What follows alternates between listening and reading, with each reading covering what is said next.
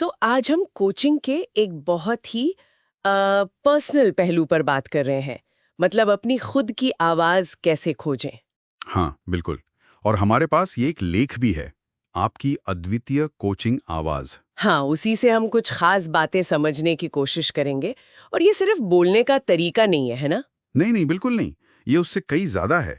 ये आपकी एनर्जी, आपकी मौजूदगी, आपके जो मूल्य हैं, उन सब का एक मिला-जुला रूप है जो शब्दों से बाहर आता है। अच्छा, जैसे जब हम किसी कोच को सुनते हैं तो सिर्फ शब्द नहीं सुनते। एग्जैक्टली उनकी पूरी वाइब, उनकी उपस्थिति महसूस होती है ना? हम्म। सोर्स भी यही कहता है कि लोग किसी स्क्रिप्ट या भारी भरकम लहजे से नहीं जुड़ते। वो एनर्जी से जुड़ते हैं। हाँ, बिल्कुल। वो जो एक ऊर्जा होती है ना शब्दों के पीछे, उससे। कई बार लगता है कि कोच को बहुत तेज या जोशीला होना पड़ेगा या कोई खास तरीका अपनाना पड़ेगा। हाँ, ये एक आम धारणा है। लेकिन सोर्स कहता है कि असली पावर नकल करने में नहीं, बल्कि अपनी असलियत दिखाने में है। अपनी रिदम, अपना अंदाज। अपना जुड़ने का तरीका। हाँ, जब वो सब सच्चा होता है ना, तो बात सिर्फ कानों तक नहीं, मतलब दिल तक पहुंचती है। और शायद इसी से वो भरोसे वाली बात भी जुड़ती है। बिल्कुल सही पकड़ा आपने। सोर्स में साफ लिखा है कि जब आपके बाहरी शब्द आपके अंदर के विश्वास से मेल खाते हैं, तभी लोग आप पर यकीन कर पाते हैं। अच्छा। कुछ कोच हो सकते हैं जो बहुत डायरेक्ट हों, मोटिवेटिंग, शायद तेज आवाज में बात करें, और कुछ एकदम शांत, सोचने पर मजबूर करने वाले। सोर्स कहता है दोनों ही पावरफुल हैं।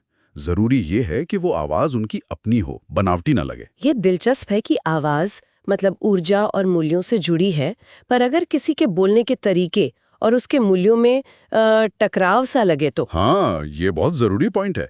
अगर टकराव होता है तो सुनने वाले को कुछ गड़बड़ लगती है। वो शायद बता ना पाए कि क्या, पर वो कनेक्शन, वो भरोसा नहीं बन पाता। और वो जो शंकाएं होती हैं लोगों को, जैसे मेरी आवाज बहुत धीमी है या मेरी हिंदी उतनी अच्छी नहीं है। हाँ हाँ, सोर्स इस पे भी बात करता है। और उसका नजरिया बहुत अच्छा है।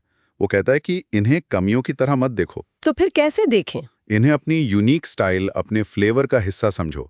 जैसे हर शेफ की अपनी रेसिपी होती है ना, वही बात है। आपकी धीमी आवाज शायद शांति और गहराई लाती हो, कौन जाने। वाह ये फ्लेवर वाली बात तो बढ़िया है। तो ठीक है, मान लिया कि ये आवाज अंदर ही है, पर इसे पहचाने कैसे, निखारें कैसे? क्या सोर्स इसमें कुछ मदद करता है? हाँ, बिल्कुल करता है। वो एक बहुत ही इंटरेस्टिंग एक्सरसाइज बताता है, वॉइस मैपिंग। वॉइस मैपिंग, ये क्या है? इसमें ना खुद से कुछ गहरे सवाल पूछने होते हैं। जैसे, जब मैं सच में दिल से बोलती हूँ तो मेरी आवाज कैसी लगती है? क्या वो तेज है, धीमी है, शांत है या जोशीली? अच्छा। या फिर ये कि मैं चाहती हूँ कि मेरे क्लाइंट्स या जो मुझे सुन रहे हैं, वो कैसा महसूस करें? मतलब प्रेरित हों, शांत हों, या उन्हें कोई चुनौती महसूस हो? हम्म। इन सवालों के जवाब आपको आपकी अपनी स्टाइल का एक तरह से नक्शा बनाने में मदद करते हैं। हम्म। ये सिर्फ शब्दों के बारे में नहीं, ये उस एनर्जी और प्रेजेंस के बारे में जिसकी हम बात कर रहे थे। तो ये मैपिंग एक तरह से अपनी आवाज का ब्लूप्रिंट बनाने जैसा हुआ। कोई छोटा मोटा तुरंत करने वाला अभ्यास भी है क्या? हाँ, एक बहुत आसान सी टेक्निक है। बोलने से ठीक पहले बस एक गहरी सांस लेनी है। ओके। और मन में एक इरादा सेट करना है कि ये मैं यहाँ परफॉर्म करने नहीं, बल्कि सच में कनेक्ट करने के लिए हूँ। अरे वाह, ये छोटा सा बदलाव। हाँ, ये छोटा सा बदलाव भी आपकी आवाज में एक ठहराव, एक शांति ला सकता है। उसे और ज्यादा सच्चा बना सकता है। घबराहट भी कम होती है इससे। ये तो काफी प्रैक्टिकल है। अच्छा, और क्या सोर्स किसी सिग्नेचर स्टाइल यानी एक खास पहचान बनाने की बात करता है? हाँ, बिल्कुल। आखिर में सोर्स एक सिग्नेचर कम्युनिकेशन स्टाइल को डिफाइन करने पर जोर देता है। मतलब आपकी अपनी खास बातचीत की शैली। उसके लिए क्या करना होगा? इसके 3 मेन हिस्से बताए हैं।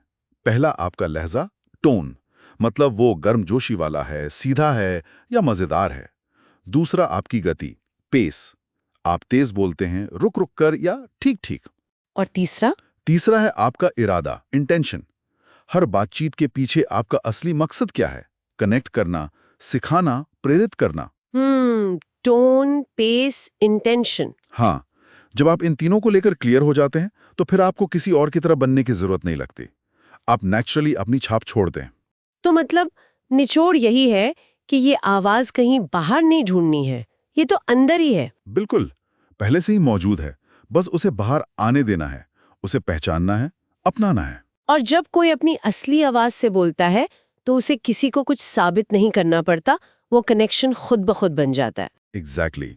और इसी सोच को आगे बढ़ाने के लिए सोर्स एक छोटा सा विचार छोड़ता है अंत में, एक वाक्य पूरा करने का अभ्यास। अच्छा, क्या है वो? वाक्य है, जब मैं अपने सबसे शक्तिशाली कोच के रूप में सामने आती हूं तो मेरी आवाज लगती है और फिर खाली जगह भरनी है।